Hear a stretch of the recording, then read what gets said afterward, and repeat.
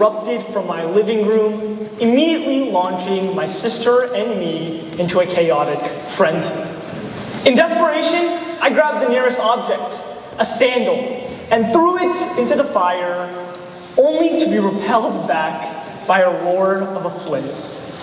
Pressed against the walls in panic, we suddenly discerned the silhouette of a figure in the haze holding a bright red extinguisher.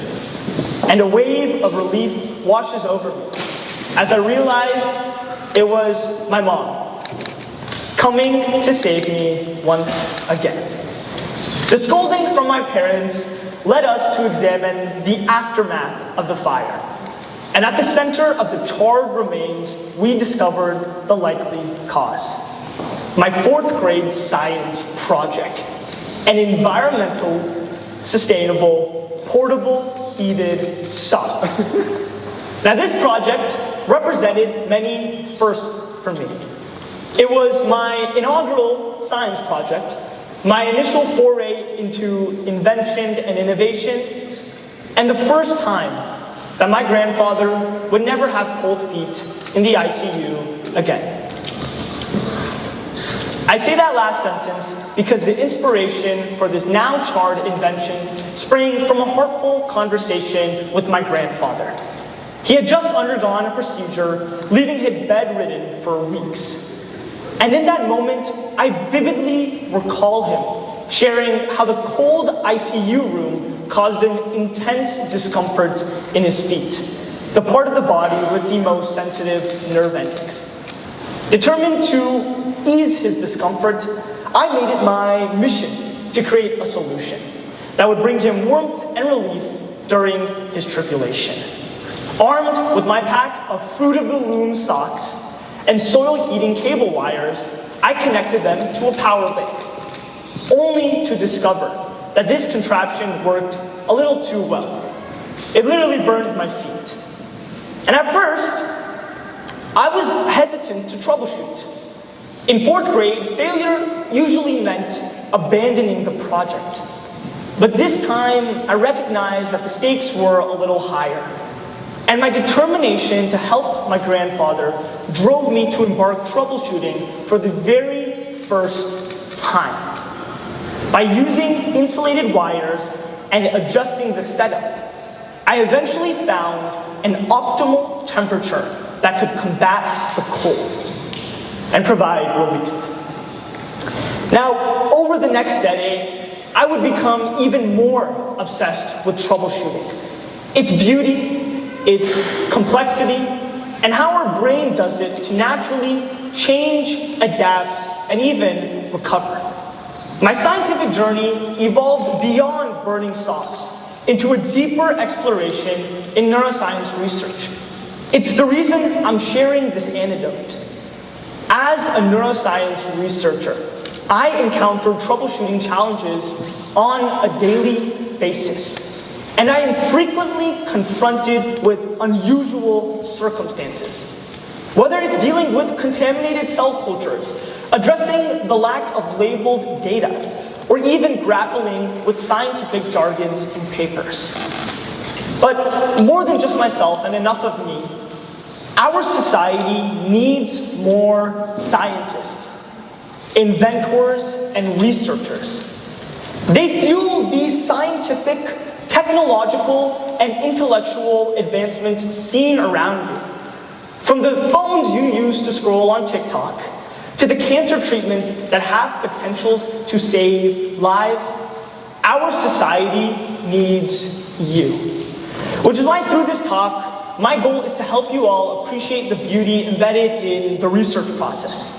And I believe that in order for you to do this, you must approach the research journey in a manner that mirrors the operations of the human body's most crucial organ, the brain. First, forming new connections. Whenever we learn anything new or encounter a novel experience, our brain responds by establishing a new connection. Those circuits are designed to encode and preserve the full range of experiences, from those associated with your favorite vacation to those linked to the TV show Friends. And in research, the practice of forming new connections isn't always studying last minute for a test and then consolidating all of the information written. For many, the best way to ignite this spark is to search for and find fascination in topics that interest them. So my suggestion is attend that research conference, watch that YouTube video on string theory, and even read those Scientific American magazines. Reluctance is opportunity's greatest assassin. So don't let it stop you from furthering your own fascination. But second, pruning redundant connections. Now, the removal of redundant connections in the brain, such as the lunch you may have ate 3 weeks ago, is synonymous with troubleshooting. Fixing a problem to increase future efficiency. And with troubleshooting, the hardest obstacle is never the complexity of the problem itself, but rather the persistence required to avoid giving up and keep engaging in it. My advice for this is to seek support and collaboration. Find comfort in the unknown by finding a group that can support you. Don't feel afraid to reach out to teachers, your peers, or even professionals in the field of research that you are interested in. A simple email can go a long way, so I insist that you send that message as soon as you can. Now, why does our brain form new connections and prune redundant ones? One of the reasons is to maintain cognitive and neurological balance. Krishna Patel, my uncle, no, I'm just kidding.